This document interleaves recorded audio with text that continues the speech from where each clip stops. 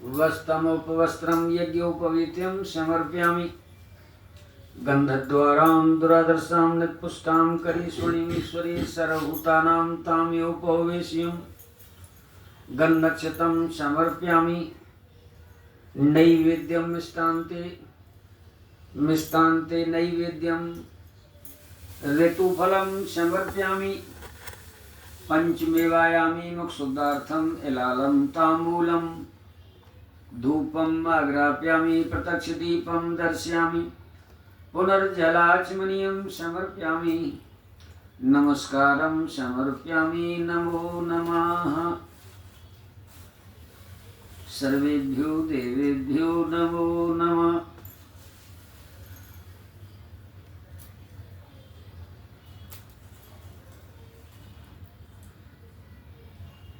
ओंकारं बिंदु संयुक्तं नित्यं ध्यायन्ति योगिनी सय्याय।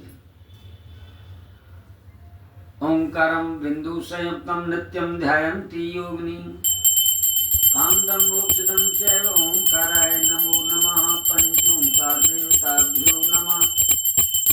प्रभासं पुष्करं चैव नैमिषं हिमालयं बटेश्वरं त्रिभुक्तं च कुम्भमावायाम्यहं।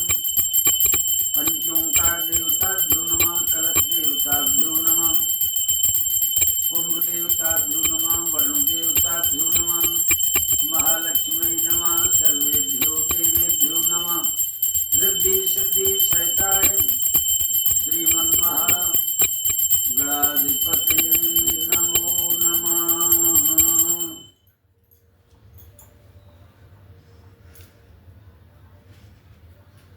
अर्घ्यं पाद्यम् आचमनीयं जलस्नानं वस्त्रम् उपवस्त्रं यज्ञोपवीत्यं समर्पयामि। गन्धक्षतं समर्पयामि। नमो नमः। नैवेद्यं मिष्टान्ते नैवेद्यं समर्पयामि। ऋतुफलं समर्पयामि। नमो नमः। मुक्षुद्धार्थं पंचमेवायामि धूपम् आग्राप्यामि। प्रत्यक्षदीपं दर्शयामि। पुनर्जलाचमनीयं समर्पयामि। नमो नमः। पंचोंकार देवताभ्यो नमः। वरुण देवताभ्यो नमः। हाथ जोड़ नमस्कार। वक्रतुंड महाकाय सूर्यकोटि समप्रभा निर्विघ्नं कुरु मे देव सर्वकार्येषु सर्वदा। गजाननं भूतगणाधिसेवितं कपितजम्बूफलचारुभक्षिणं उमासुतं शोकविनाशकारकं नमामि विघ्नेश्वरपादपङ्कजं। शान्ताकारं भुजगसेनं पद्मनाभं सुरेशं विश्वाधारं गगनसदृशं मेघवर्णं शुभांगं लक्ष्मीकान्तं कमलनयनं योगवृद्ध्यानगम्यं वन्दे विष्णु भवभयहरं सर्वलोकैकनाथं।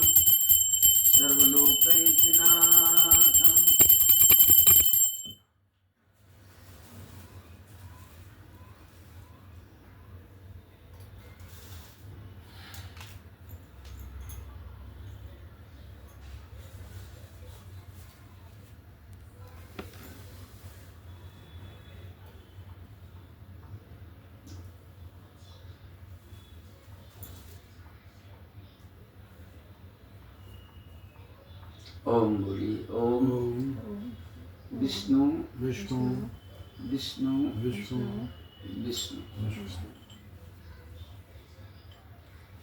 आज तिथि तृतीया है। चतुर्थी लग गई है। शनि चरितवार सोमवार और मंगल। पूर्णमासी पड़वा देव तीज। हरि ओम विष्णुर्विष्णुर्विष्णु अदतस्य ब्राह्मणो द्वितीय प्रार्धे श्वेतवाराः कल्पे जम्बूद्वीपे भरतखंडे भारतदेशे आर्यवृत्तादेशान्तर्गते कलियुगे कल्पप्रथम चरणे महानगर दिल्ली नगरे जमुना तीरे झिलमिल क्षेत्रे एवं मकान नंबर 137 और डी ब्लॉक डी ब्लॉक 137वां का नंबर। सम्मत 2082 मासानाम मासे सोममासे भादव मासे शुभे कृष्ण पक्षे तृतीयाम भौमवासराय श्री अभय कुमार जी नामाने तथा धर्मपत्नी श्रीमती सोनम एवं दीर्घपुत्र चिरंजीव कुमार तथा लघुपुत्र नाम विष्णु कुमार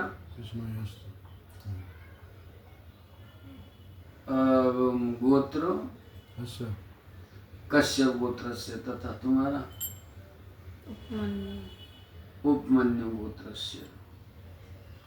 सर्वदेव पूजन हितार्थाय हवन हितार्थ भगवान सत्यनारायण व्रत कथा श्रवण हितार्थ गौ तथा ब्राह्मण भोजन हितार्थ संकल्प अहम करिष्ये।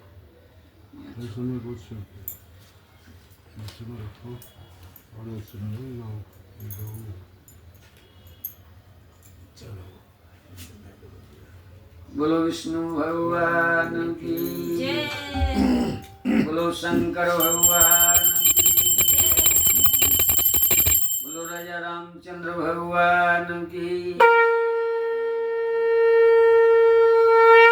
श्री राधा कृष्ण भगवान की जय, बालाजी महाराज की जय, माई मेरी सचियां जूता वाली माता तेरी सदा ही जय, बोलो सांची दरबार की जय, बोलो सत्यनारायण भगवान की जय, बोलो पितृ भगवान की जय। तुम्हारे पीछे किताब होगी, इसमें थैरान देगी, चश्मा भी और किताब भी।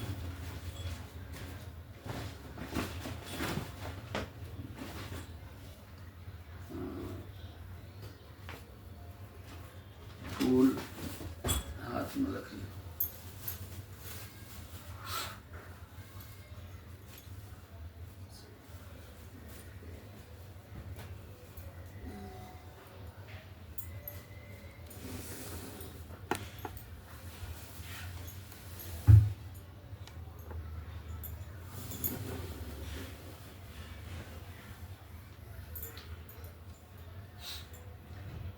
भगवान सत्यनारायण की कथा या कोई भी कथा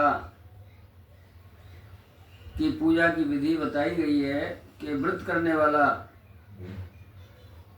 उस संक्रांति के दिन सुबह अथवा सायंकाल को स्नान आदि से निवृत्त होकर के पूजा स्थल में आसन पर बैठकर श्रद्धा पूर्वक श्री गणेश गौरी वरुण विष्णु आदि सब देवताओं का ध्यान करके पूजन करना चाहिए और ये संकल्प करना चाहिए कि मैं सत्यनारायण स्वामी का पूजन तथा कथा श्रवण सदैव करूंगा। पुष्प हाथ में लेकर के नारायण का ध्यान करें। यज्ञोपवीत पुष्प धूप नैवेद्य आदि से युक्त होकर के स्तुति करें। यानी पूजा की कौन कौन सी वस्तु बताई गई हैं कलयुग के प्राणी को।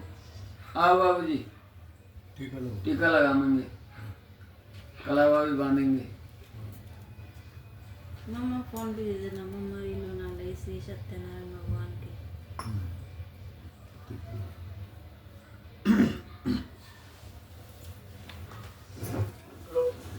आदित्या वसुरुद्रा विश्वे देवा मृदुगुणा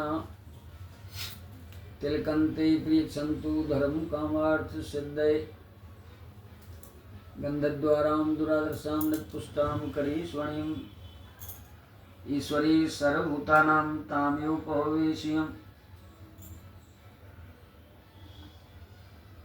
व्रतेन दीक्षामाप्नोति दीक्षा आपनोति दक्षिणां श्रद्धामाप्नोति सत्यमाप्यति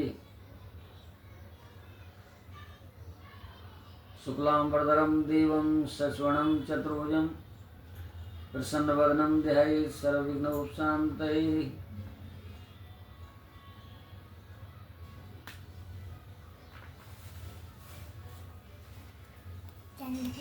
लो बाबू जी, ये पुष्प ऐसे लो हाथ में, दोनों में ऐसे दोनों हाथ लगाओ और यहाँ अर्पण कर दो, चढ़ा दो। ये भी कर दो, ये भी कर दो, साथ में ये भी रख लो, कर दो अर्पण। यहाँ बस यहीं रख दो, बस हाथ जोड़ लीजिए।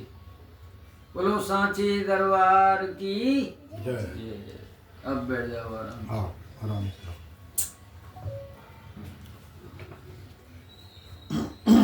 कलयुग में पूजन की सामग्री को संत लोगों ने इस प्रकार बताया है कि 4 वस्तुएं पूजा में होनी चाहिए। अगर विधान पूर्वक की सामग्री अगर आचार्य से लिखवा हुए तो आज एकत्रित करना बहुत कठिन काम हो जाता है। इसलिए 4 वस्तुओं से पूजा। 4 वस्तुएं कौन कौन सी बताई गई हैं? धूप, दीप, नैवेद्य और पुष्प। धूप किस लिए जलाई जाती है? भगवान के मंदिर में सुगंधी हो जाए। दूसरी वस्तु बताई गई है दीप, जिससे भगवान के मंदिर में प्रकाश हो जाए। तीसरी वस्तु बताई गई है नैवेद्य, जिससे भगवान का भोजन सामग्री। और चौथी वस्तु बताई गई है पुष्प, फूल, प्रसून, कुसुम। 4 वस्तुएं पर्याप्त मात्रा में कलयुग के प्राणी के लिए बताई गई हैं। और अगर जहाँ ये 4 वस्तुएं नहीं हैं तो हम किस तरह से पूजन करेंगे, क्या सामग्री अर्पण करेंगे? उस समय के लिए संतों ने सबसे बड़ी सामग्री बताई है भावना। जहाँ कोई भी वस्तु उपलब्ध नहीं है और हम कहीं भी दूसरी जगह फंस गए हैं और व्रत है और हमें सत्यनारायण की कथा सुननी है, तो वहाँ भावना को जोड़ते हुए मन से ये सारी सामग्री चढ़ा दीजिए। भगवान को प्रेम से स्नान भी करा दीजिए, वस्त्र भी पहना दीजिए मन से ही। यानी 1 सप्ताह के 7 रंग के वस्त्र बताए गए हैं, बदलते हुए उनको रोजाना पहनाना। तो भावना को जोड़ना अति आवश्यक है। भावना में ही सब कुछ छुपा हुआ है। तो इस तरह का विधान पूजा का बताया। और विनती करनी चाहिए कि भगवान मैंने श्रद्धा पूर्वक फल, जल आदि सब सामग्री सत्यनारायण जी की कथा के लिए अर्पण किए हैं, इसे आप स्वीकार करें। जो भी हमसे भूल हो रही है, गलती हो रही है, उसको आप बारंबार क्षमा करें। हमारा आपको बारंबार नमस्कार है। इसके बाद सत्यनारायण जी की कथा पढ़नी तथा सुननी चाहिए। बोलो सत्यनारायण भगवान की जय। एक समय नैमिषारण्य तीर्थ में शौनक आदि 88,000 ऋषि एकत्रित हुए थे। कब हुए? सतयुग, त्रेता और द्वापर तीनों युग जब बीतने को आए और कलयुग की जब बारी आई,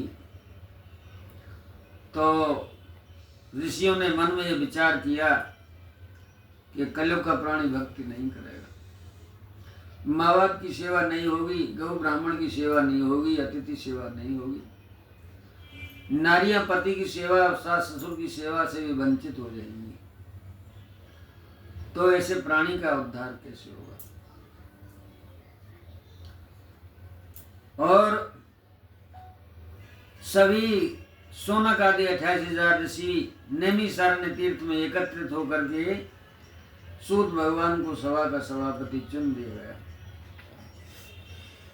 और ये प्रश्न रख दिया कि भगवान इस कलयुग में वेद विद्या रहित मनुष्यों को भक्ति किस प्रकार से मिलेगी, उनका उद्धार कैसे होगा। इसलिए हे मुनि, कोई ऐसा उपाय बताइए जिससे थोड़े समय में पुण्य प्राप्त हो जाए तथा मनवांछित फल प्राप्त हो जाए।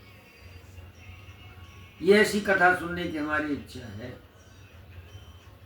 अब शास्त्र के ज्ञाता सूत भगवान कह रहे हैं कि हे वैष्णवों में पूज्य, आप सबने प्राणियों की भलाई की बात पूछी है, मैं तुम्हारे ऊपर प्रसन्न हूँ और उस श्रेष्ठ फल को आप लोगों से कहता हूँ जिस व्रत को नारद जी ने लक्ष्मी नारायण भगवान से पूछा था और लक्ष्मीपति भगवान ने मुनि श्रेष्ठ नारद जी से कहा था इसको आप लोग ध्यान से सुनिए।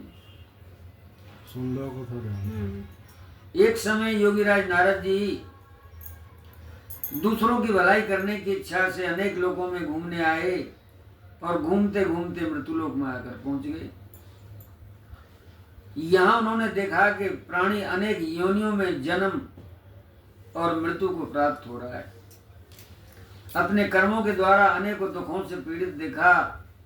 मन में विचार आया कि किस प्रकार से इन प्राणियों का दुख दूर होगा। ऐसा मन में सोच करके भगवान विष्णु के लोक को नारद मुनि चले गए और वहां जाकर के क्या दर्शन किए कि श्वेत वर्ण था, 4 भुजाओं वाले देवों के ईश नारायण को देखकर, जिनके हाथों में शंख चक्र गदा और पद्म शोभायमान थे, गले में वरमाला पहने हुए थे, स्तुति करने लगे।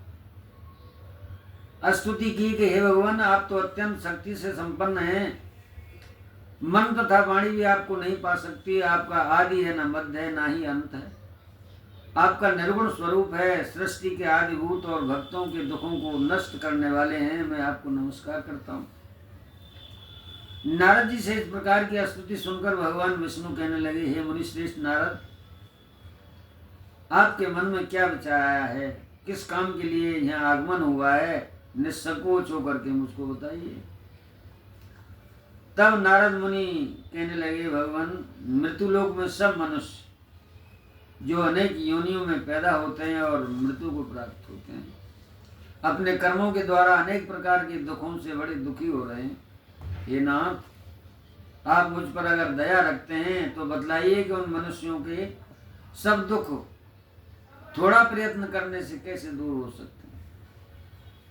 भगवान कहने लगे, नारद, मनुष्यों की भलाई के लिए तुमने बहुत अच्छी बात पूछी। जिस काम के करने से मनुष्य मोह से दूर हो जाता है वह मैं तुमको सुनाता हूँ। बहुत पुण्य को देने वाला स्वर्ग और मृत्युलोक दोनों में दुर्लभ एक उत्तम व्रत माना गया है। आज मैं प्रेम के वश होकर तुमसे उस व्रत कथा को कहता हूँ। सत्यनारायण भगवान का यह व्रत अच्छी तरह से विधि पूर्वक करने के पश्चात मनुष्य आयु पर्यंत यहाँ के सुखों को भोग कर मरने के पश्चात मोक्ष को प्राप्त हो जाता है। भगवान ने जब ऐसा कहा तो नारद मुनि कहने लगे, भगवान, उस व्रत का क्या फल है और क्या विधान है और किसने यह व्रत किया है और किस दिन यह व्रत करना चाहिए, विस्तार से बता देंगे। तो जिस तरह से भगवान विष्णु ने नारद जी को ये युक्ति बताई थी, कथा सुनाई थी, इसी तरह से नैमिषारण्य तीर्थ में सूत भगवान ऋषियों के लिए कथा सुना रहे। तो भगवान कहने लगे, शोक आदि को दूर करने वाला, लक्ष्मी को बढ़ाने वाला, सौभाग्य तथा संतान को देने वाला यह व्रत सब स्थानों पर विजयी करने वाला होता है। भक्ति,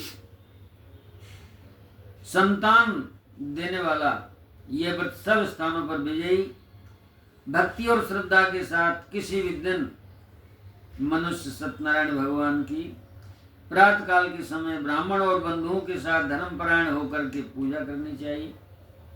भक्ति भाव से नैवेद्य केले का फल, घी, दूध और गेहूं का आटा सवाया लेना चाहिए।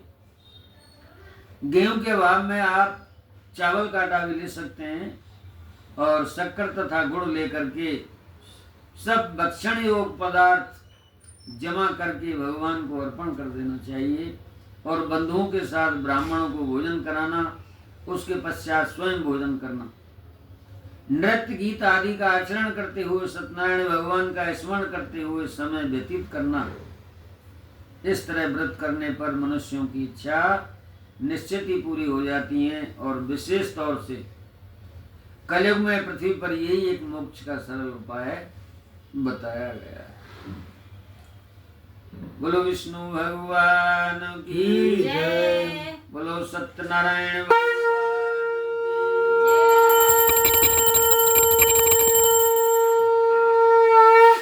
बोलो सांची दरबार की जय। अब सूत भगवान कह रहे हैं, हे ऋषियों, सबसे पहले जिसने ये व्रत किया है मैं उसका इतिहास बतलाता हूँ। सुंदर काशीपुरी नगरी में एक बहुत गरीब ब्राह्मण रहता था।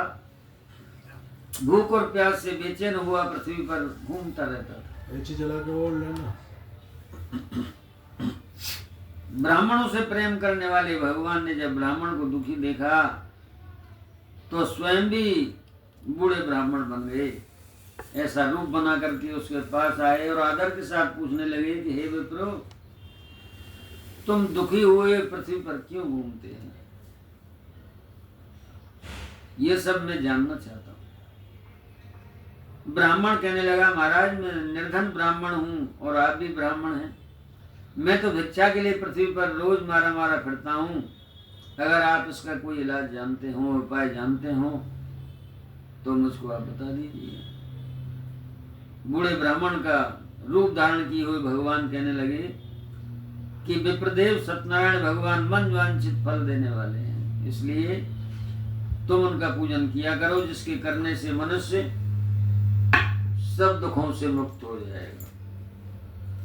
ब्राह्मण को सारा विधान बतलाकर भगवान, जो बूढ़े ब्राह्मण बने हुए थे, अंतर्ध्यान हो गए।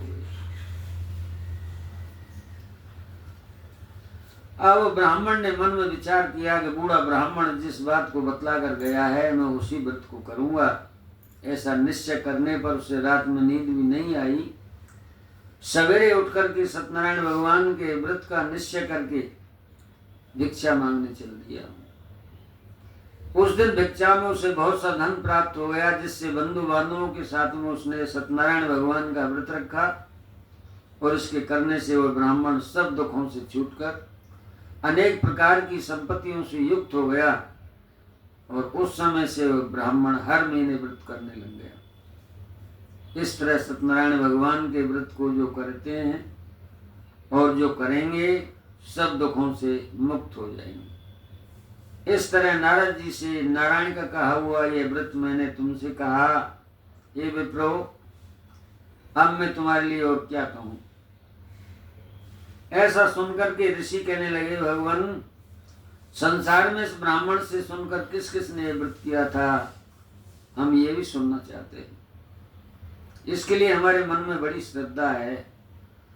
तब सूत भगवान फिर प्रसन्न हो गए और कहने लगे, हे मुनियो, जिस जिसने ये व्रत रखा है वह सभी सुनाता हूँ। एक समय एक ब्राह्मण धन और ऐश्वर्य के अनुसार बंधु बांधवों के साथ व्रत करने को जब तैयार हुआ, उसी समय एक लकड़ी बेचने वाला बूढ़ा लकड़ारा आया और लकड़ियों को बाहर रख कर के ब्राह्मण के मकान में जाकर के पूछने लगा कि हे विप्रदेव, मैं आपको नमस्कार करता हूँ और ये आप क्या कर रहे हैं, इसके करने से क्या फल मिलता है। ब्राह्मण कहने लगा, लकड़ारे, इस व्रत के करने से सारी मनोकामनाएं पूरी हो जाती हैं। ये सत्यनारायण भगवान का व्रत है। इसी की कृपा से मेरे यहाँ धनधान्य की वृद्धि हुई है, लक्ष्मी आई है। ने हम भी पहले भीख मांगते थे। व्रत के बारे में जान करके लकड़हारा बहुत प्रसन्न हो गया। चरणामृत प्रसाद लेकर अपने घर को गया और लकड़हारे ने अपने मन में इस प्रकार का संकल्प कर लिया कि आज नगर में लकड़ी बेचने से जो भी धन मिलेगा उसी से सत्यनारायण भगवान के उत्तम व्रत का सामान लाऊंगा। ऐसा मन में विचार करके वो बूढ़ा आदमी लकड़ियां अपने सिर पर रख करके कहाँ पहुंचा, जिस नगर में धनवान लोग रहते थे। ऐसे सुंदर नगर में पहुंच गया और भगवान की कृपा से उस रोज वहां पर उसे लकड़ियों का दाम पहले दिनों से चौगुना प्राप्त हुआ। अब तो वह बूढ़ा लकड़ारा पैसे लेकर और अति प्रसन्न होकर के पक्के केले का फल, शक्कर, घी, दूध, दही और गेहूं का आटा इत्यादि सत्यनारायण भगवान के व्रत की कुल सामग्री को लेकर के अपने घर गया और फिर उसने अपने भाइयों को बुलाकर विधि के साथ भगवान जी का पूजन व्रत किया और उस व्रत के प्रभाव से वह बूढ़ा लकड़ारा धन, पुत्र आदि से युक्त होकर संसार के समस्त सुखों को भोग करके वैकुंठ को चला गया। इति श्री स्कंद पुराणे रेवा खंडे सत्यनारायण व्रत कथायाम द्वितीय अध्याय। बोलो विष्णु भगवान,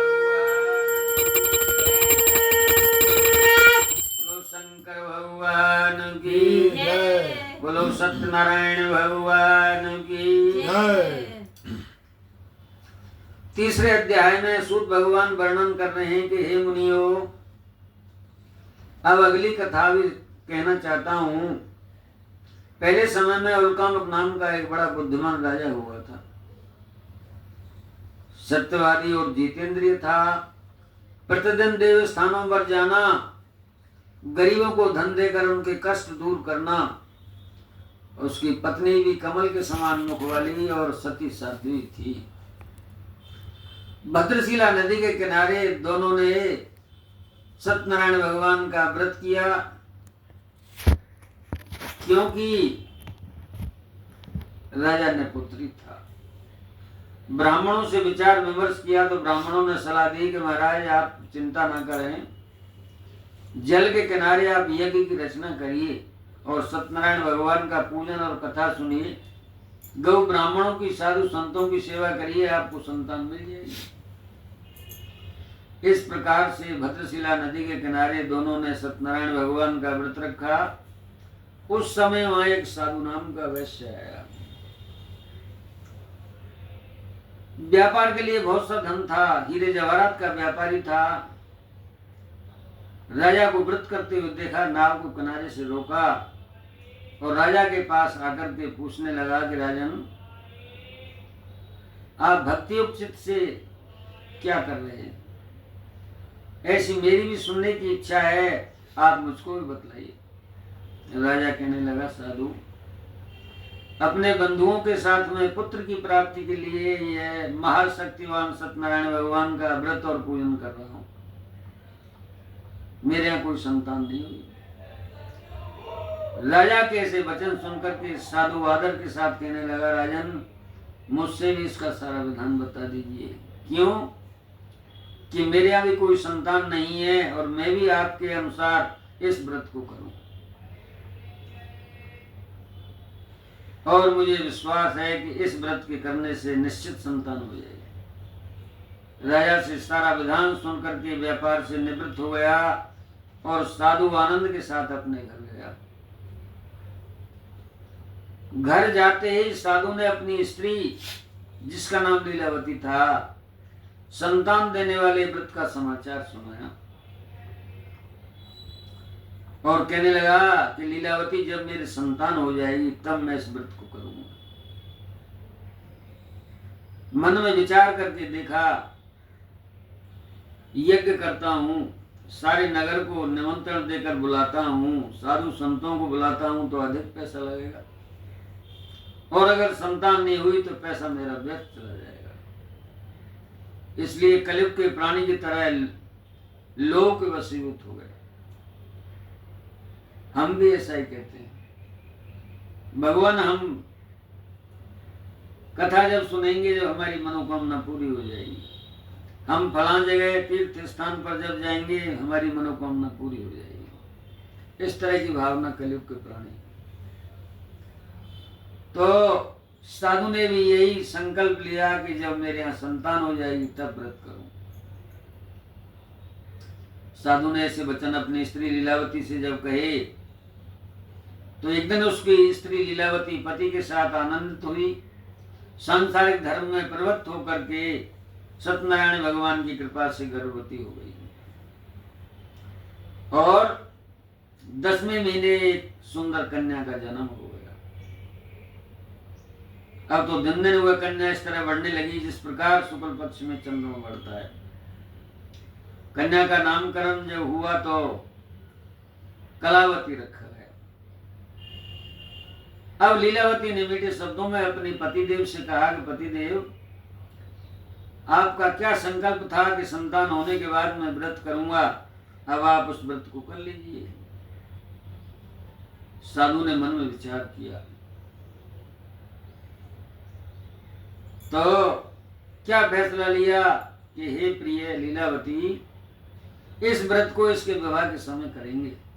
जब बड़ी हो जाएगी, जवान हो जाएगी, तब विवाह के समय इस कथा को सुनेंगे, व्रत रखेंगे। इस प्रकार अपनी पत्नी को आश्वासन दे दिया और दूसरे नगर में जाकर के व्यापार करने लग गए। दिवस जात नहीं लागरी बारा, सुंदर सिकवन सुनो हमारा। तो भगवान की कृपा से समय जाने में देर नहीं लगी और कलावती अपने पिता के घर में वृद्धि को प्राप्त हो गई, यानी विवाह योग्य हो गई। जब सखियों के साथ में अपनी पुत्री को देखा कि मेरी पुत्री अब वास्तव में विवाह योग्य है, तो दूत को बुलाकर कंचन नगर भेज दिया कि मेरी पुत्री के वास्ते सुयोग्य वर ढूंढकर, सुंदर भी हो, गुणवान भी हो, धनवान भी हो, ऐसे पुत्र को लाओ।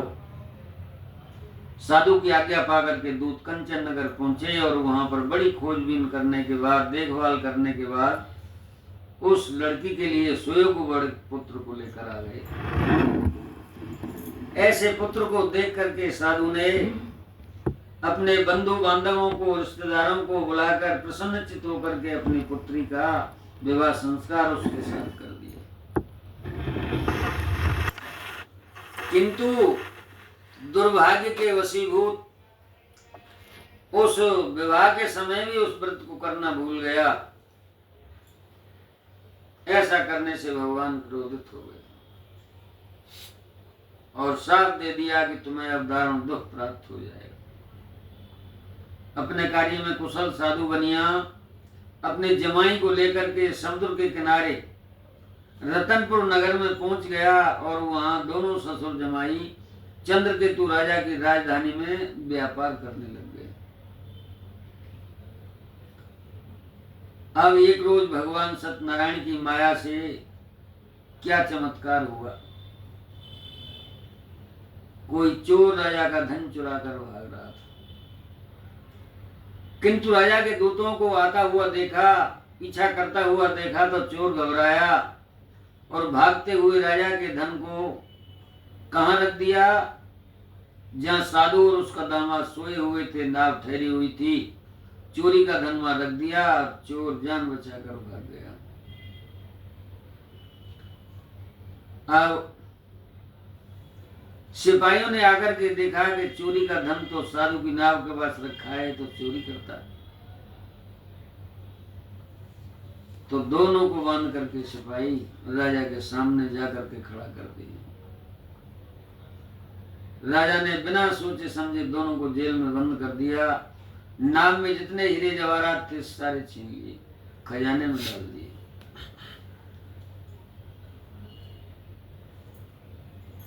अब सत्यनारायण भगवान की इस माया से, इस श्राप के द्वारा उसकी पत्नी भी घर पर बहुत दुखी रहने लग गई। घर पर जो धन रखा था उसको भी चोर चुरा कर ले गए, भाग गए। शारीरिक और मानसिक पीड़ा तथा भूख प्यास से दुखी होकर के अन्न की चिंता में कलावती एक ब्राह्मण के घर गई। वहां उसने सत्यनारायण भगवान का व्रत होते हुए देखा, फिर कथा सुनी तथा प्रसाद ग्रहण करके रात को जब घर वापस आई तो माँ ने कलावती से पूछा कि हे पुत्री, तुम कहाँ गई थी, तुम्हारे मन में क्या विचार चल रहा है। कलावती कहने लगी, माँ, एक ब्राह्मण के घर में सत्यनारायण भगवान का व्रत होते हुए, पूजन होते हुए, कथा होते हुए मैंने देखा था, वहां गई थी। इस व्रत को, इस पूजा को हमें भी करना चाहिए। तो लीलावती ने अपने परिवार और बंधुओं के साथ में सत्यनारायण भगवान का पूजन किया और ये वरदान मांगा कि मेरे पति और दामाद परदेश से जल्दी लौट कर आ जाएं। साथ में ये भी प्रार्थना की कि हम सब का अपराध भी आप क्षमा कर दीजिए। तो सत्यनारायण भगवान इस व्रत से संतुष्ट हो गए, प्रसन्न हो गए और राजा चंद्रकेतु को स्वप्न में दर्शन दे करके कहा कि हे राजन, जो दोनों वैश्य पुत्र तुमने जेल में बंद कर रखे हैं, जिनका धन छीन लिया है, ईमानदार हैं, इज्जत वाले हैं, पैसे वाले हैं, सुबह होते ही दोनों को जेल से मुक्त कर देना। जितना भी धन लिया है दोगुना करके धन वापस कर देना, नहीं तुम्हारे राज्य पुत्र आदि को नष्ट कर दूंगा। ऐसे सपने को देख करके और राजा ने सभा में अपना स्वप्न सुनाया कि आज हमने ऐसा सपना देखा है, और दोनों बड़े पुत्रों को कैद से मुक्त करके गद्दी पर बिठाया, स्नान कराए, नए वस्त्र पहनाए और मीठे शब्द कहे कि भैया भावी बस ऐसा हुआ है, अब आपको कोई चिंता करने की जरूरत नहीं है, गलती से मैंने आपको जेल में बंद कर दिया। ऐसा करने पर वस्त्र पहनाए, भोजन कराए, दोगुना धन वापस कर दिया, सम्मान से विदा कर दिया, वस्त्र आभूषण लेकर के, दोगुना धन लेकर के साधु अपने दामाद को साथ लेकर के अपने नगर की ओर चल दिए। इति श्री स्कंद पुराणे देवाखंडे सत्यनारायण व्रत कथायाम तृतीय अध्याय समाप्त।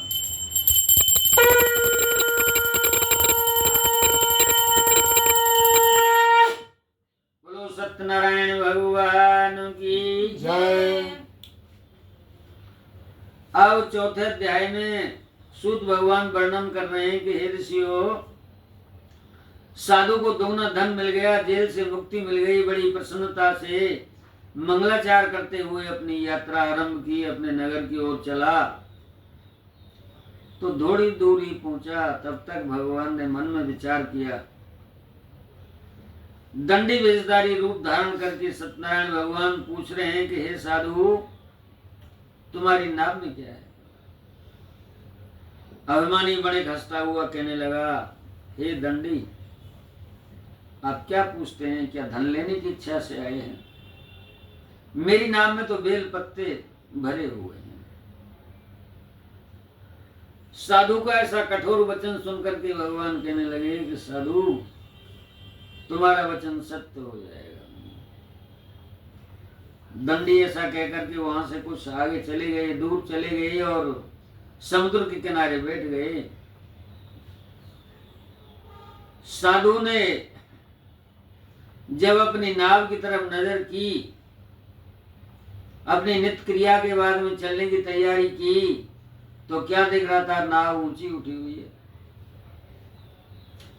ऐसा देख करके अचंबा किया और नाव में बेल पत्ते आदि देखकर मूर्छित हो गया, जमीन पर गिर गया। मूर्छा खुलने के बाद में अत्यंत शोक प्रकट करने लगा। तब उसका दामाद कहने लगा कि पिताजी, यह दंडी ब्राह्मण का श्राप है, इसलिए उनकी शरण में चलना चाहिए। आपने उनसे झूठ बोला था, तभी हमारी मनोकामना पूरी हो सकती है। दामाद के ऐसे वचन सुनकर के साधु बड़े दंडी भगवान के पास पहुंचा और अत्यंत भक्ति भाव से नमस्कार करके कहने लगा कि हे भगवान, आपकी माया से मोहित चाहे ब्रह्मा ही क्यों नहीं हो, आपके रूप को नहीं जान पाते। मैं तो बड़ा अज्ञानी हूं, मैं कैसे जान सकता था आप भगवान हैं?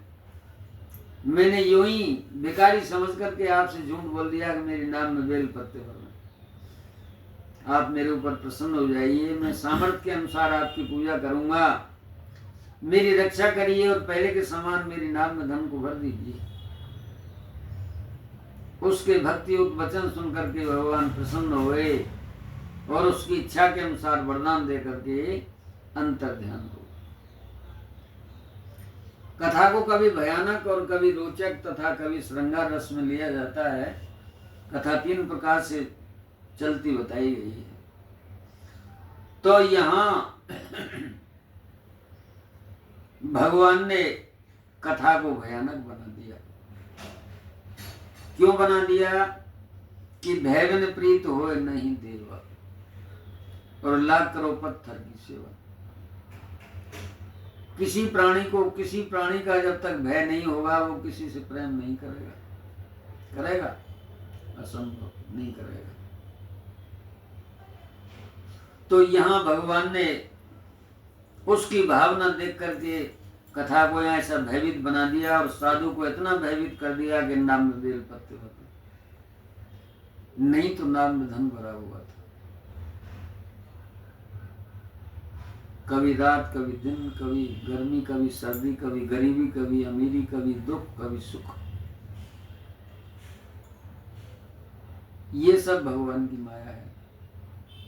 समय पर हमारे कर्मों के अनुसार ऐसे चरित्र भगवान दिखाते रहते हैं जिससे कि हम सही रास्ते पर चलते रहें, भटक नहीं जाएं। क्योंकि दुखी रहने पर ही प्राणी भगवान को याद करता है। कोई भी कष्ट होगा, भगवान कष्ट को दूर करिए, हम ये करेंगे कि वो करेंगे कि ये करेंगे वो करेंगे। और कितनी मूर्खता है, हम प्रसाद के लोभ में भगवान को बांध देते हैं। भगवान मेरी ये मनोकामना और पूरी हो जाए तो मैं प्रसाद बांटूं, या मैं वैष्णो देवी जाऊं, या मैं गंगा सागर जाऊं, या मैं कहां जाऊं। कब जाऊं? जब मनोकामना पूरी हो जाएगी। तो भगवान किसी के लालच में नहीं है कि वो हमारे दर्शन के लिए आवे। भगवान तो सभी जगह मौजूद हैं, लेकिन भावना को देखते हैं कि इस प्राणी की भावना। तो इस प्रकार से भगवान ने साधु को यहाँ भयभीत कर दिया, जो उसको बेल पत्ते दिखाई दे रहे थे। सही रास्ते पर आ गया। भगवान ने कह दिया, साधु तुम्हारी भावना है धन में, तुम्हारी नाम में तो धन भरा हुआ है। याद करो, तुम्हारा संकल्प था कि मैं संतान होने के बाद व्रत करूंगा, फिर संकल्प लिया कि शादी के समय करूंगा। आज तक तुमने भगवान का नाम नहीं लिया। जब जब तुम्हारे ऊपर संकट आया तभी भगवान ने उस संकट को दूर किया, लेकिन फिर भी तुम नहीं समझ पाए। अब तक तुमने भगवान का नाम स्मरण नहीं किया, व्रत नहीं किया, गौ ब्राह्मणों की, साधु संतों की सेवा नहीं की, इसलिए तुमको ये दिन देखने पड़ रहे। भगवान से प्रार्थना की कि भगवान घर जाते ही मैं आपका उत्तम व्रत करूंगा, मेरे नाम में धन को भर दीजिए। तो जाइए, नाव तो धन से भर रही है। आकर के देखा, वास्तव में नाव धन से परिपूर्ण थी। नाव को तथा दामाद को लेकर के अपने नगर के पास आ गए। आओ, नगर के पास आकर के अपने दूत को, अपने नौकर को घर भेजा कि लीलावती और कलावती से कहना हम नदी के किनारे आ चुके हैं। पहले ऐसा नियम था, प्रदेश से जब आते हैं पतिदेव तो अगवानी की जाती थी। आज की तरह नहीं है कि हाथ में अटैची बैग लगा हुआ है, रात के 12 बजे गाड़ी आई है, रेल आई है तो तुरंत ही ऑटो करके आ जाओ, तुरंत ही बैल बजाओ, किवाड़ खुल गए, जा करके विश्राम घर में आ गए। पहले प्रदेश से जब पति आते थे तो अगवानी की जाती थी। मंगलगान करती हुई नारियां पति को लेवाकर दरवाजे पर लाती थीं। अर्धांगिनी द्वारा अर्घ दिया जाता था। ऊंचे स्थान पर बिठा करके पूजा की जाती थी, आरती उतारी जाती थी। ऐसे पहले नियम थे। तो साधु के समाचार को सुनकर के कि लीलावती कलावती प्रसन्न हो गई, और उस समय वो क्या गुजर रही थी? भगवान सत्यनारायण के पूजन में गुजर रही थी। लेकिन ऐसे शुभ समाचार को सुनकर के लीलावती प्रसन्न हुई और कहने लगी, कलावती मैं पति के दर्शन को जाऊं, तुम सत्यनारायण भगवान की कथा का कार्य संपन्न कर लेना और प्रसाद लेकर नदी के किनारे आ जाना। लीलावती के जाने के पश्चात कलावती ने भी भगवान के प्रसाद का निरादर कर दिया। कथा भी पूरी नहीं सुनी, अतिथि सेवा भी नहीं हुई, किसी को प्रसाद भी नहीं दिया। और जब कलावती नदी के किनारे अपने पति के दर्शन को गई तो प्रसाद की अवज्ञा के कारण सत्यदेव भगवान रुष्ट हो गए, नाराज हो गए। और क्या दृश्य दिखा दिया कि कलावती के पति को नाव सहित पानी में डुबा दिया।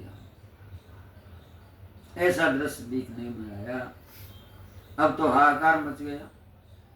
कलावती अपने पति को नहीं देख पाई तो रोती हुई जमीन पर गिर गई। इस तरह नाव को डूबा हुआ और कन्या को रोता हुआ जब साधु ने देखा, दुखी होकर के कहने लगा, हे भगवान, मुझसे मेरे परिवार से जो भी भूल हो गई है उसे आप क्षमा कर दीजिए। तो उसके दीन वचन सुनकर सत्यदेव भगवान प्रसन्न हो गए और आकाशवाणी हुई कि साधु तेरी कन्या मेरे प्रसाद को छोड़कर, अतिथि सेवा को छोड़कर आई है, इसलिए इसका पति अदृश्य हो गया।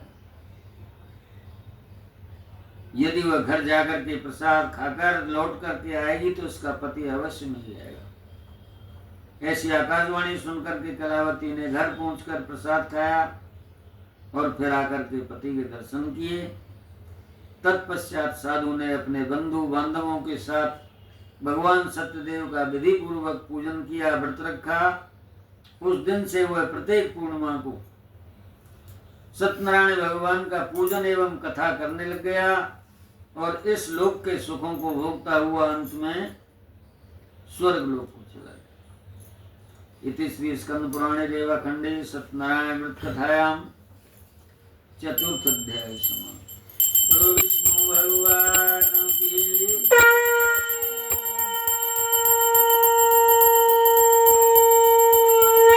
बोलो राजा रामचंद्र भगवान की, बोलो सत्यनारायण भगवान की जय। आओ सूत भगवान कह रहे हैं, हे ऋषियों, एक छोटी सी कथा और भी सुनाता हूं। प्रजा के पालन में तुंगध्वज नाम का एक राजा हुआ था। तो उसने भी भगवान के प्रसाद का निरादर किया था, त्याग किया था, बड़ा दुख पाया था। तपेश्वरी सुराजेश्वरी और राजेश्वरी सुंदरतेश्वरी। तपस्या करने के बाद प्राणी अगले जन्म में राजा बनता है और उस जन्म में राजा बन करके अनीति अत्याचार करता हुआ जब अंत समय को प्राप्त होता है तो वो उससे अगले जन्म में नरकगामी हो जाता है। यानी 3 जन्म का इस तरह से बताया है कि 3 जन्म के कर्म साथ में चलते हैं। तो इस तरह से तुंगध्वज नाम का राजा,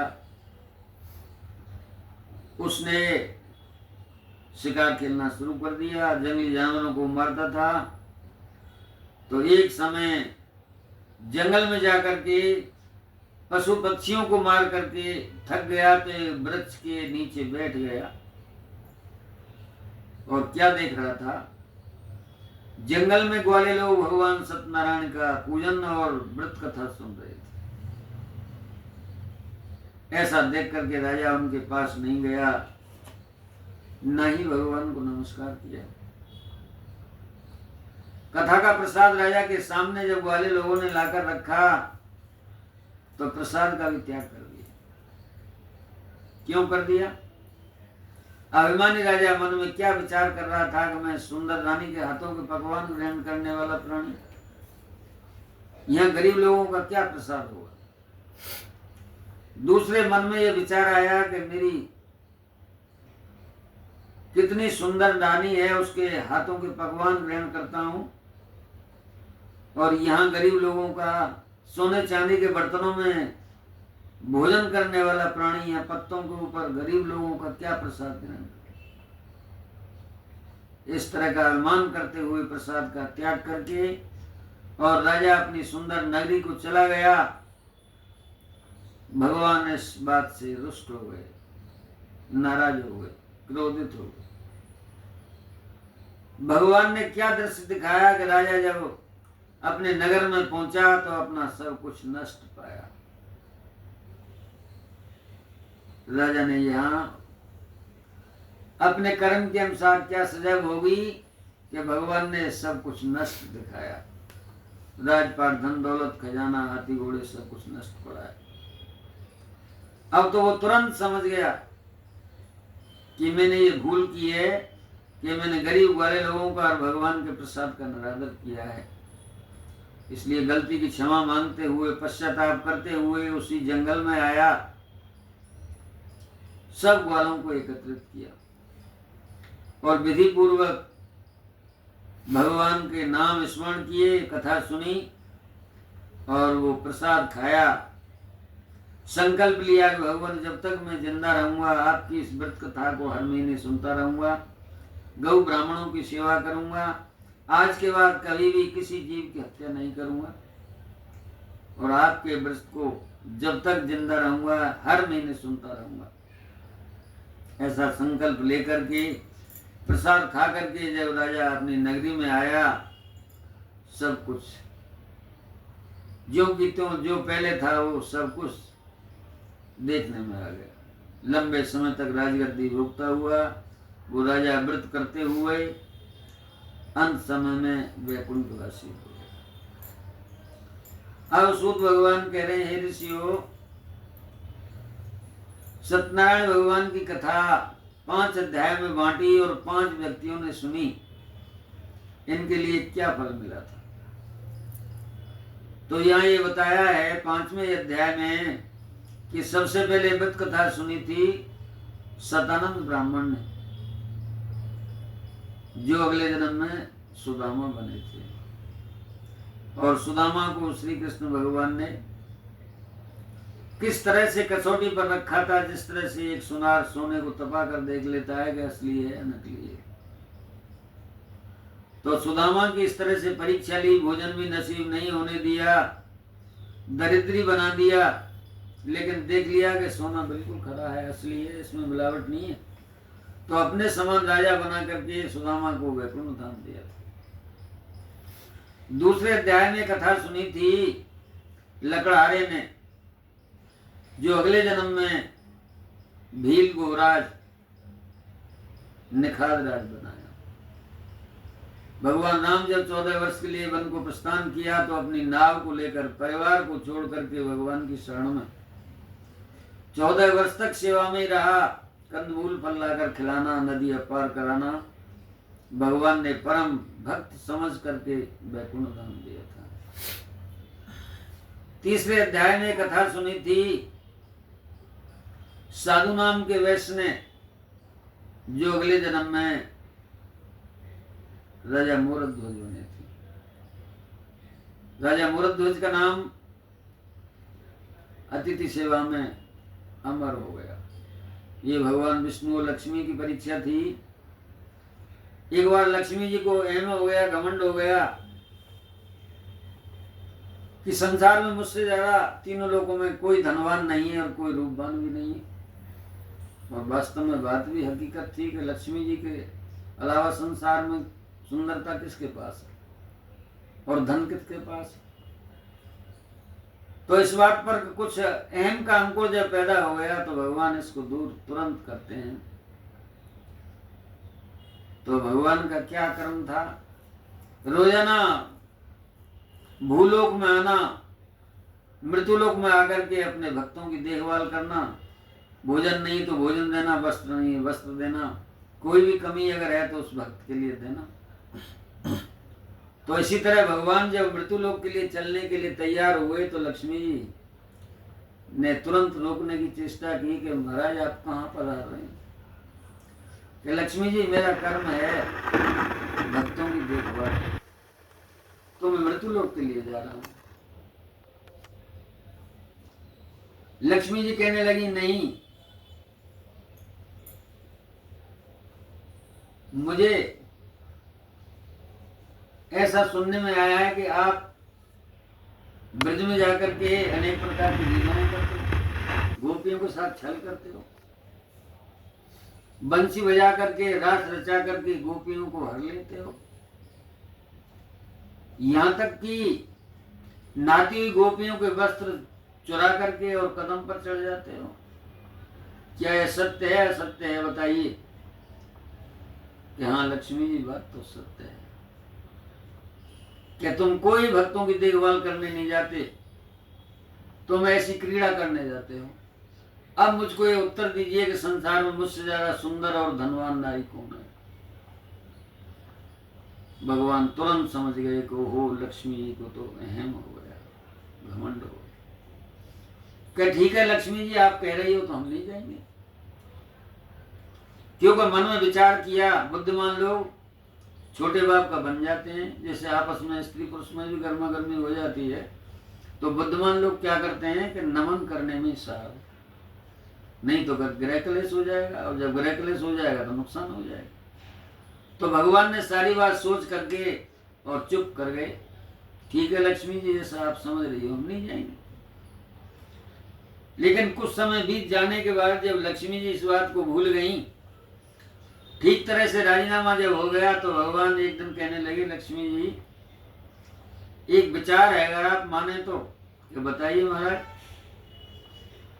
कि किसी दिन मृत्युलोक के शहर को चलें? कि हाँ महाराज, ये तो आपने बहुत अच्छी बात बताई, मृत्युलोक की शहर के लिए हम जरूर चलेंगे।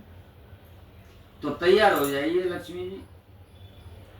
तो लक्ष्मी जी जब श्रृंगार घर में पहुंची, श्रृंगार करने लगी, तो भगवान कहने लगे, लक्ष्मी जी ऐसा नहीं हो, वहां तो संत बनकर चलना पड़ेगा।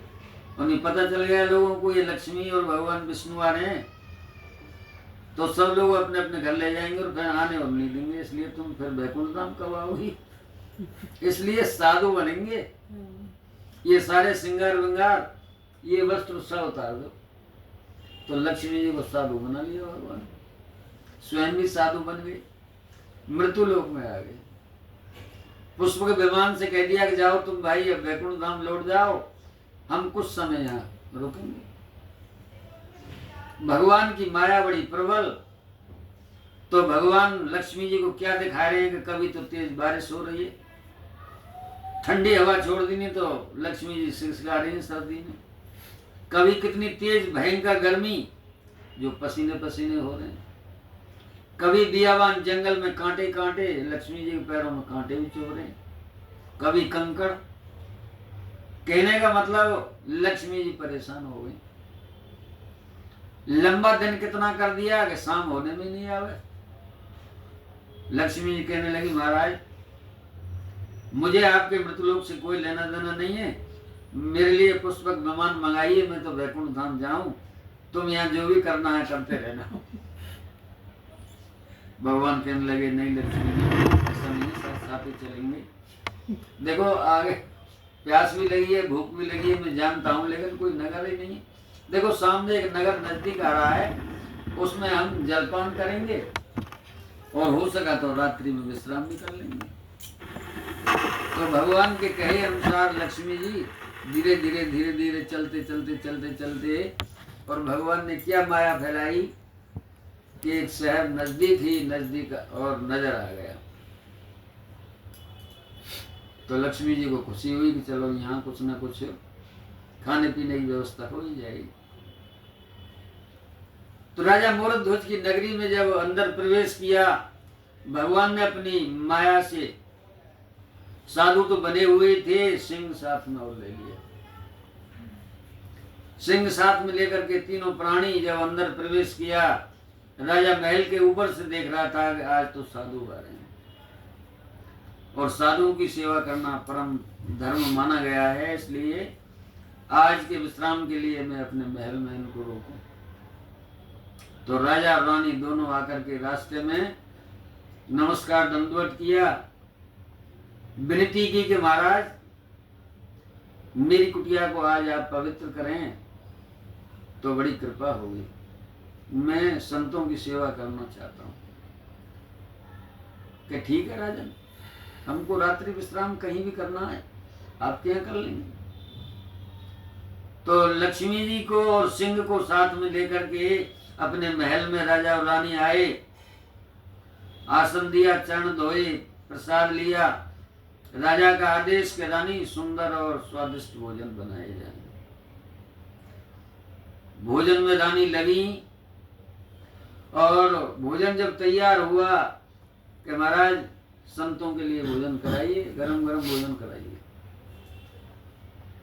राजा इस आदेश के अनुसार भगवान के पास जब आए और विनती करने लगे कि महाराज आप भोजन ग्रहण कर लीजिए, भोजन तैयार हो गया।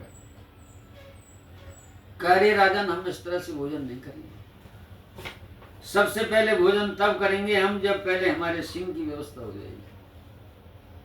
ये भी तुम्हारे साथ भूखा है, सारे दिन चलते चलते इसने भी परिश्रम किया है, तो इसको भी भूख लगी होगी, इसलिए पहले इसकी व्यवस्था की जाए। क्या आदेश करिए महाराज, इसके लिए क्या व्यवस्था है? कि जिंदे मनुष्य की शिकार करता है, हमारा सिंह जिंदे मनुष्य की शिकार करता है, ये व्यवस्था आप कर दीजिए। राजा को एकदम ख्याल आया कि ये संत क्या कह रहे हैं। जाकर के रानी से सलाह मशवरा किया कि रानी, ये तो संत कुछ ऐसी परीक्षा ले रहे हैं, ये तो कह रहे हैं कि जिंदे मनुष्य की शिकार चाहिए हमारे सिंह के लिए, तब हम भोजन करेंगे, नहीं तो हम चले जाएंगे। पतिव्रता थी, सती थी, कौन? रानी। मन में एकदम आगाज हुई और कहने लगी, महाराज अपने इकलौता पुत्र है, उसको खिलाइए जिंदे मनुष्य की जगह। इसमें विचार करने की, सोचने की क्या बात है कि रानी इस बात को तुम कह रही हो। 9-10 महीने गर्भ में रखा, पाल पोस कर बड़ा किया, पढ़ाया लिखाया, और आप कह रही हो कि अपने पुत्र को खिला दीजिए। कि हाँ महाराज, पुत्र तो और भी हो जाएगा। और साधु अगर भूखे चले गए, 3 प्राणी अगर भूखे दरवाजे से चले गए, तो हमारे पुण्य का सब नाश हो जाएगा। तो इस तरह से इस विचार पर पहुंच के फैसला ले लिया। राजा ने कहा, महाराज मेरी रानी सहज तैयार है, हमारे महल में एक अकेला पुत्र है, उससे आप अपने सिंह का आहार कर लीजिए। कि ठीक है राजन, माँ है, तुम बाप हो, एक बार और विचार विमर्श करिए कि सिंह के लिए काट करके अपने पुत्र को आरे से और तब खिलाएंगे, और आंख से आंसू गिर गया तो हमारा सिंह भोजन नहीं करेगा। इस बात पर आप तैयार हैं तो ऐसा कर लीजिए। आखिर रानी ने इस बात पर रोष प्रकट नहीं किया, हिम्मत नहीं हारी, और कहने लगी, मैं माँ हूं लेकिन मेरी आंख से आंसू नहीं गिरेगा। आप सावधान रहना, अपनी आंख से आंसू मत गिरने देना, नहीं तो सिंह भोजन नहीं करेगा। क्या चिंता हो गई रानी के दिमाग में कि सिंह और संत अगर भूखे चले गए तो मेरा सतीत्व नष्ट हो जाएगा। तो यहाँ इस कथा में क्या दिखाया है कि अतिथि सेवा सबसे महान मानी जाती है। अब कुछ लोग तो अतिथि का मतलब ही नहीं समझते। अतिथि, आ माने नहीं, तिथि माने समय, वक्त, काल, टाइम। जिस प्राणी का दरवाजे पर आने का कोई निश्चित निर्धारित वक्त नहीं है, उसको अतिथि कहते हैं। तो अतिथि सेवा सबसे महान मानी गई है। और यहाँ अतिथि सेवा में राजा और रानी ने अपना सर्वस्व त्याग कर दिया। माँ बाप का सर्वस्व क्या होता है? संतान। ये धन माया मकान जायदाद घोड़ा गाड़ी, ये तो सबके बाद में, ये किस लिए की जाती है? संतान के लिए। मेरे बच्चे को अच्छे स्कूल में पढ़ाया जाए, अच्छे कपड़े पहनाए जाए, अच्छी खुराक खिलाई जाए, अच्छा मकान बनाकर तैयार किया जाए, यानी सारी बात तो संतान के ऊपर आती है। तो इस तरह से राजा ने इस जगह पर अतिथि सेवा में अपना नाम अमर कर दिया। भगवान चुप रहे। लक्ष्मी जी कहने लगी, महाराज रात का समय लक्ष्मी जी को नींद नहीं आई। भगवान कहने लगे, लक्ष्मी जी क्यों बेचैन हो? क्या कारण है, नींद क्यों नहीं आ रही है? कि महाराज आपने ठीक नहीं किया, आप तो बड़े निर्दयी हो, आज मुझे पता चला है। आप तो बड़े कठोर हो, आप आज मुझे पता चला है। तुम तो ये कहते भक्तों की देखभाल के लिए मैं जाता हूँ, तुम भक्तों की तो सर्वनाश करते हो। क्या हुआ कि रानी का इकलौता पुत्र था, उसको सिंह के लिए खिला दिया, अब इसके लिए पुत्र दीजिए पहले। लक्ष्मी जी, हमें इन बातों से कोई मतलब नहीं है, हम तो यहाँ मृत्युलोक की सैर करने आए हैं। किसका लड़का किसकी लड़की, जो कुछ होगा जो देखा जाएगा, सुबह होते ही हम तो अपने प्रस्थान करेंगे। चुप चुप सो जाओ। पर नहीं महाराज, आप तो बहुत निर्दयी हो, मैंने आज देखा यार। इसके लिए पुत्र होना बहुत जरूरी है, नहीं तो इसकी आत्मा क्या कहेंगी। और दूसरी बात मेरे लिए ये बताइए कि ऐसे भक्त तुम्हारे इस मृत्युलोक में कितने हैं? कि लक्ष्मी जी, अभी तो पहली मंजिल में हम आए हैं, सवेरा जब होगा तो कितने ही ऐसे भक्त मिल जाएंगे और जिनसे हम जैसा कहेंगे वो वैसा ही करेंगे। लक्ष्मी जी को वही बात याद आ गई। कौन सी? कि महाराज आप मृत्यु लोक में क्यों आते हैं, कहाँ जाते हैं? गोपियों से छल करने जाते हैं, चोरी करने जाते हैं। कि भगवान आज मुझे आप क्षमा करोगे कि नहीं करोगे? मुझे उस दिन की बात याद आई। तो भगवान कहने लगे लक्ष्मी जी उस दिन की बात को याद दिलाने के लिए मैं तुमको मृत्यु लोक लाया हूँ, नहीं तो आपकी क्या जरूरत थी यहाँ कांटों पे चलने की, धूप में, पसीनों में, भूख में, प्यास में। ऐसे भक्तों की देखभाल के लिए मुझे यहाँ अपना खाना पानी वस्त्र छोड़कर आना पड़ता है। तो भगवान मेरे अपराध को क्षमा कर दीजिए, जीवन में कभी मैं अभिमान नहीं करूंगी। आप तो सर्वव्यापी हो। आज मैं सब कुछ जान गई कि आपका यहाँ आने का क्या प्रयोजन होता है। वास्तव में आप भक्तों की देखभाल के लिए यहाँ आते। तो भगवान कहने लगे लक्ष्मी जिस भक्त की जैसी भावना होती है मैं उसको पूरा करने में सक्षम रहता हूँ। गोपियों की ऐसी भावना थी कि भगवान आज हमारे घर में निवास करें। तो ये सारी लीलाएं जो मैंने की थी, इन लीलाओं को योगेश्वर समझ करके आप मानिए कि महाराज मैं सब कुछ समझ गई, अब तो वैस राजा के लिए पुत्र दे दीजिए और हमें यहाँ से प्रस्थान कर देना चाहिए। तो भगवान ने ये लीला दिखाई थी, नहीं तो पुत्र तो महल में ही था।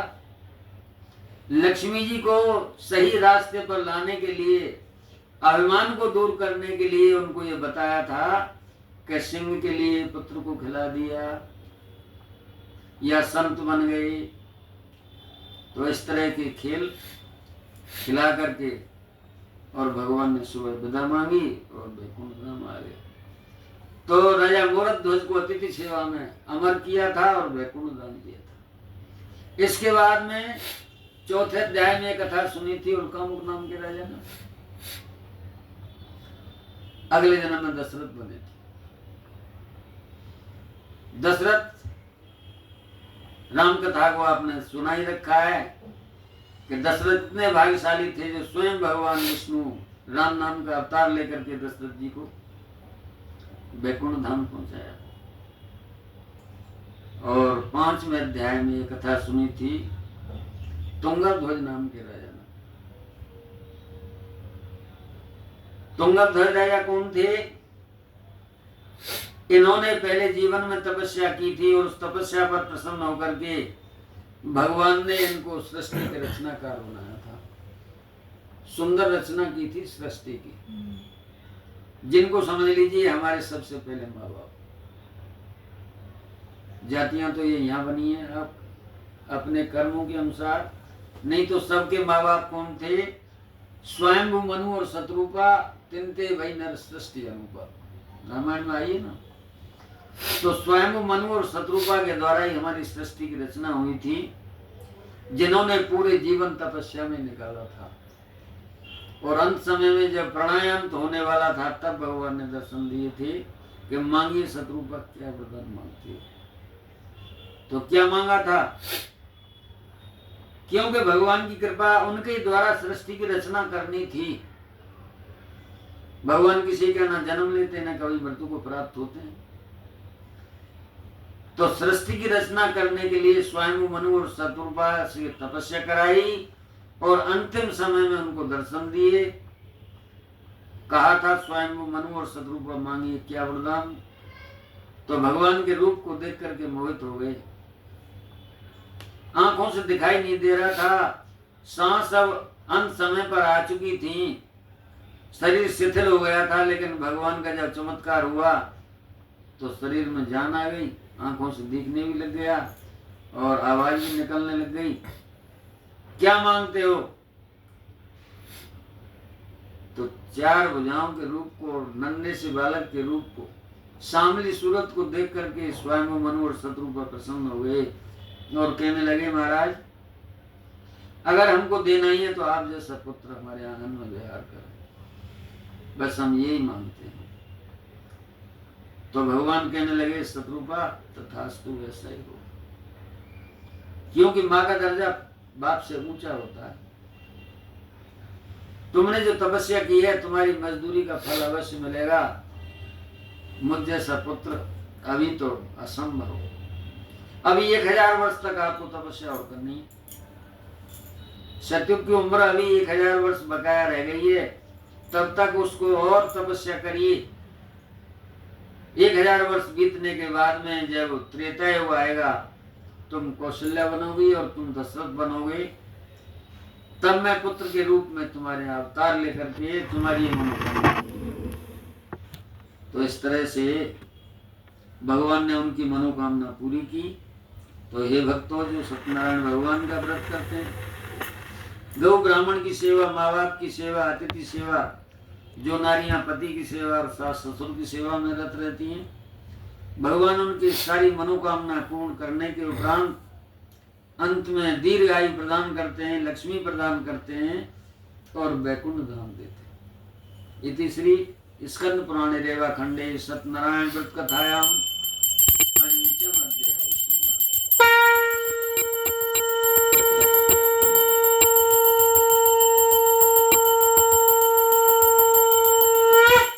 बोलो विष्णु भगवान की जय। शंकर भगवान की जय। राजा रामचंद्र भगवान की जय। श्री राधा कृष्ण भगवान की जय। बोलो यज्ञ भगवान की जय। बोलो पितृ भगवान की जय। बोलो सांची दरबार की जय।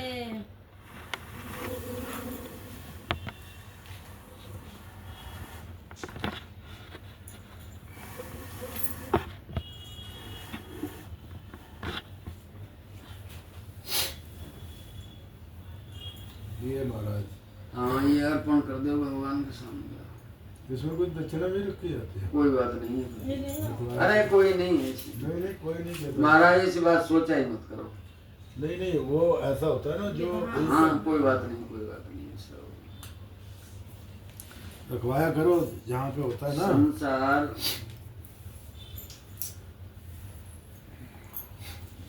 हमारे चिरंजीव को आप ट्रेन करो, पूर्णिमा को इधर ही निकल आया करो, हम भी सुन लिया करेंगे और पूजन उनसे करवाया करेंगे, ताकि उनको ट्रेन कर दो। मंदिर बनेगा, माता रानी पंडित जी कैसे संभालेंगे? यही महाराज, ये तो पूर्णमासी को मंदिर के पुजारी के लिए थोड़े से बंधन होते हैं, और कोई तो और दिन अगर रख लिया जाए तो ठीक रहेगा। अच्छा रहेगा। कोई सी भी तिथि रख लो, आज की वजह से ऐसे ही तिथि रख लो। अब आप थोड़े थोड़े पल की तरफ से गिरा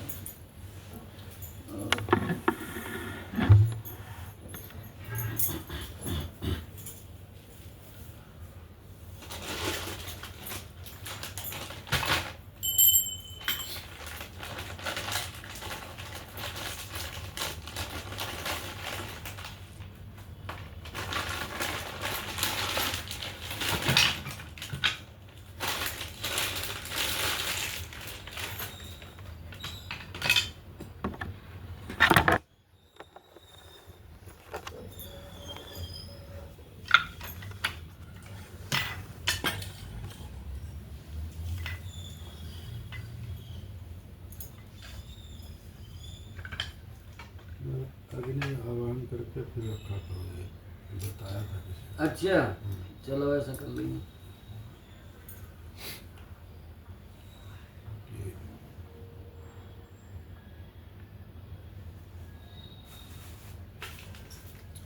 बता रहे थे पंडित जी, कह रहे थे ऐसे तैयारी करते हैं जब कोई तैयार कहीं लेके जाते हैं लास्ट में, तो पहले तैयार कर दिया फिर लगा दिया, और नहीं तो जब हवन करते तो पहले अग्नि आवाहन अच्छा, फिर सजा। चलो अच्छी बात है।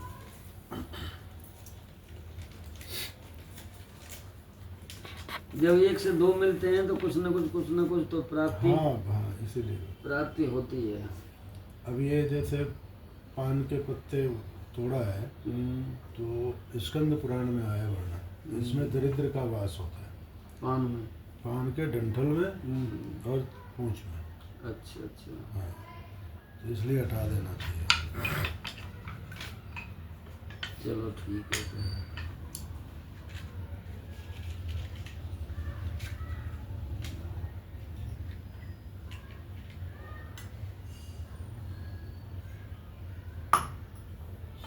कथा आपको भी हम भी सुनेंगे कथा। आपकी कथा बहुत पहली सत्यनारायण की। नहीं हम आपको भागवत सुनाएंगे। हाँ हाँ पंडित जी के हम करेंगे तो हम बता।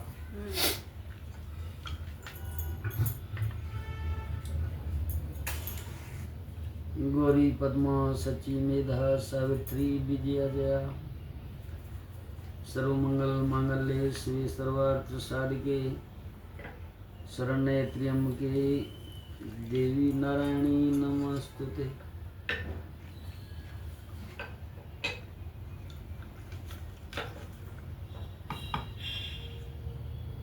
पतली से रखो।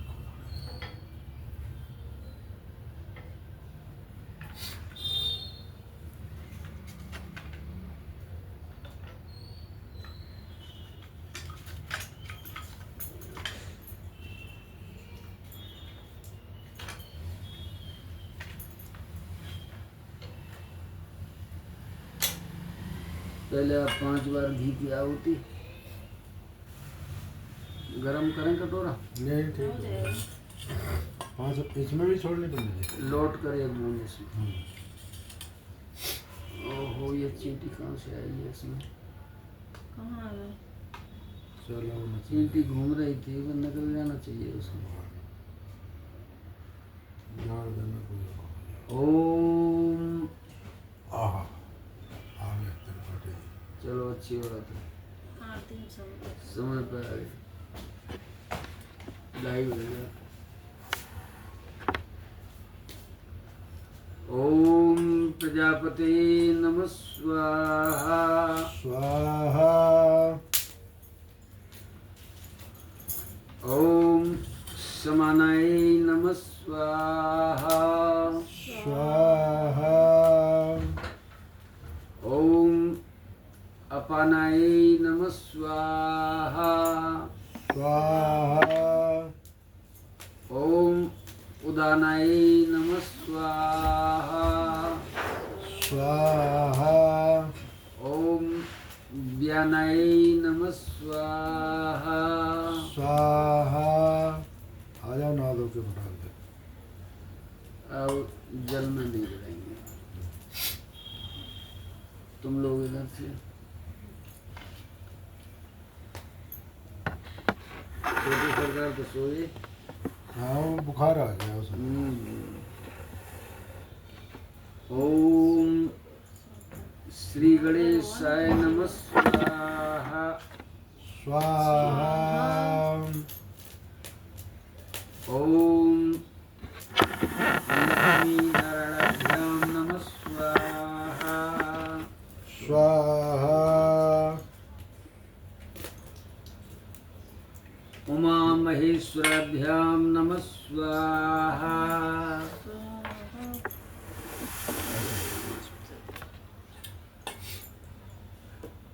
वाणी हिरण्यगर्भाभ्याम नमः स्वाहा।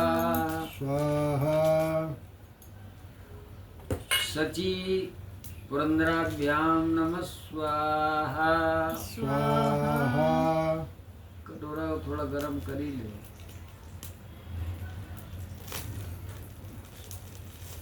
लाओ हाथ से निकालो।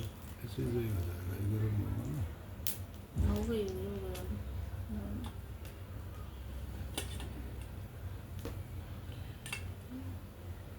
1 मिनट मुझे दे ही दो, कटोरा लाओ, चम्मच को पकड़ लो। उससे महाराज उससे क्यों कर रहे हो? हाँ हो जाएगा,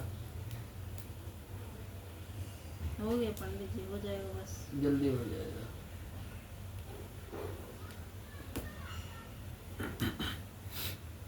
ये देखो 1 मिनट में हो गया। मैं रखूंगा कटोरा।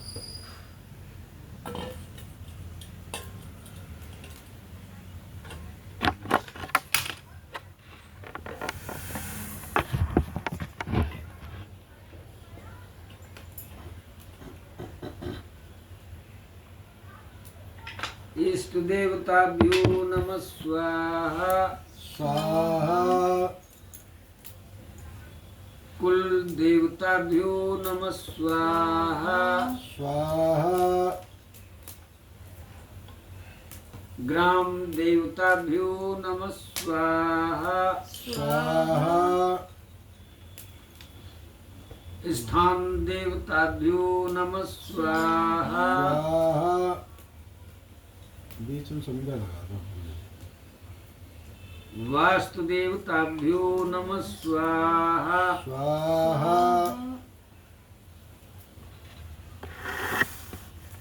सर्वेभ्यो ब्राह्मणेभ्यो नमः स्वाहा। स्वाहा। रिद्धि सिद्धि सहिताय श्रीमन्महागणाधिपते नमः स्वाहा। स्वाहा।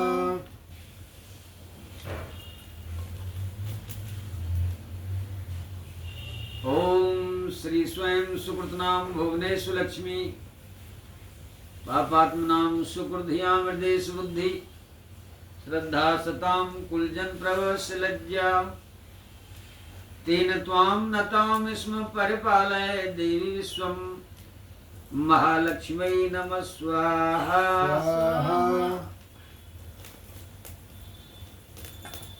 ओंकारं बिंदु संयुक्तम नित्यं ध्यायन्ति योगिनी कामदं मोक्षदं चैव ओंकाराय नमो नमः। पंचोंकार देवताभ्यो नमः स्वाहा। ओम प्रभासं पुष्करं चैव नैमिषं हिमालयं बटेश्वरं त्रभुक्तं च कुम्भमावायाम्यहं। कलश देवताभ्यो नमः स्वाहा। वरुण देवताभ्यो नमः स्वाहा। कलश देवताभ्यो नमः स्वाहा।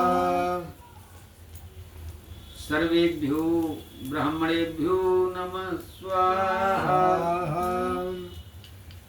रिद्धि सिद्धि सहिताय श्रीमन्महागणाधिपते नमः स्वाहा।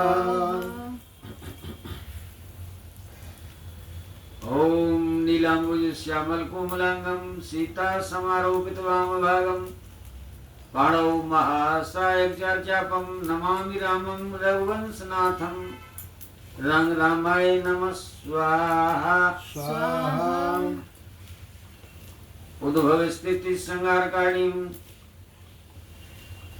क्लेशहरणीं सर्वश्रेयस्करी सीतां नतो आहं श्रीराम वल्लभं। सीताराम लक्ष्मण चरण कमलेभ्यो नमः स्वाहा। स्वाहा। भम भरताय नमः स्वाहा। स्वाहा।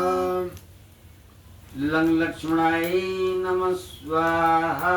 स्वाहा। संग शत्रुघ्नाय नमः स्वाहा।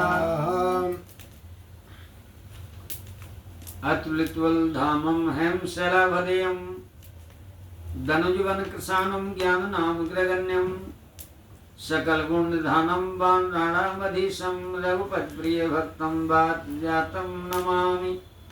अंग हनुमते नमः स्वाहा। अंग हनुमते नमः स्वाहा। अंग हनुमते नमः स्वाहा। गौरी पद्मा सची मेधा सावित्री विजया जया देवसेना सुधा स्वाहा मात्रा लोकमात्रा रष्टि पुष्टि स्थिता तुष्टिरात्मन कुल देवता गणेशे नादका हेता वृद्धो पूजाश्च षोडश मातृकाभ्यो नमः स्वाहा। जयंती मंगला काली भद्रकाली कपालिनी दुर्गा क्षमा शिवा धात्री स्वाहा सुधा नमस्तुते स्वाहा। जय तुम देवी चामुंडे जय भूतार धारिणी जय सर्वते देवी कालरात्रि नमस्तुते स्वाहा। महादुर्गायै नमः स्वाहा स्वाहा कालिकायै नमः स्वाहा स्वाहा भैरवायै नमः स्वाहा स्वाहा ओम ऐं ह्रीं क्लीं चामुण्डाय विच्चै स्वाहा स्वाहा सर्वबाधा विनर्मुक्तो धनधान्य सुतान्विता मनुष्यो मत्प्रसादेन भविष्यति न संशय अम्बे अम्बिकायै बालिके नमो नमः स्वाहा ओम ब्रह्मा मुरारी त्रिपुरान्तकारी भानु शशि भूमि सुतो बुधस्य गुरु शुक्रो शनि राहु केतवे सर्वे ग्रहा शांतिकरा भवन्तु नवग्रह देवताभ्यो नमः स्वाहा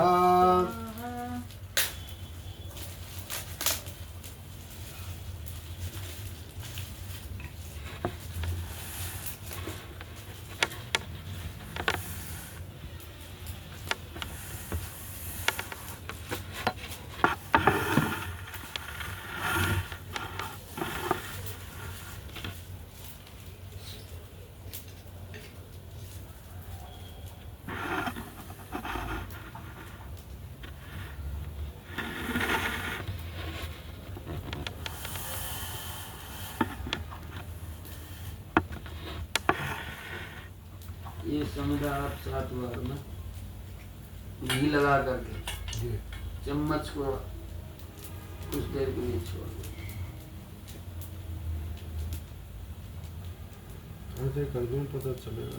हाँ ऐसे ही छोड़ दो। ओम सूर्याय नमः स्वाहा स्वाहा ओम चंद्रमसे नमः स्वाहा ओम भौमाय नमः स्वाहा स्वाहा ओम बुधाय नमः स्वाहा स्वाहा ओम गुरुर्ब्रह्मा गुरुर्विष्णु गुरुर्देवो महेश्वरा गुरुर् साक्षात् परब्रह्म तस्मै श्री गुरुवे नमः स्वाहा स्वाहा ओम शुक्राय नमः स्वाहा स्वाहा ओम शनिश्चराय नमः स्वाहा स्वाहा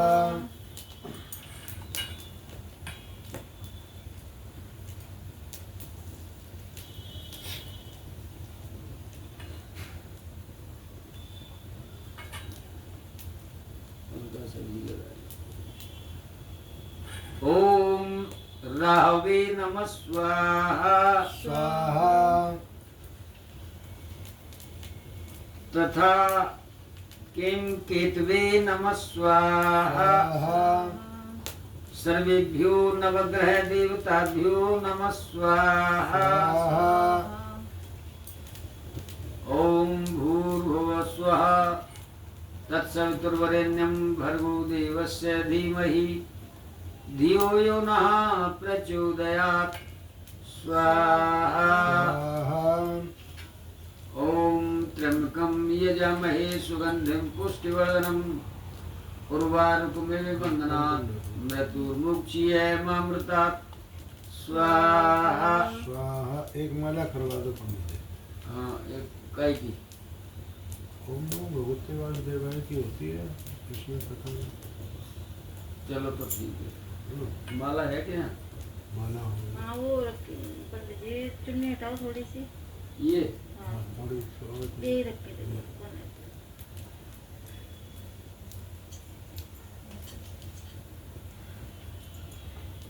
माला आपको एक दे दूंगा मैं।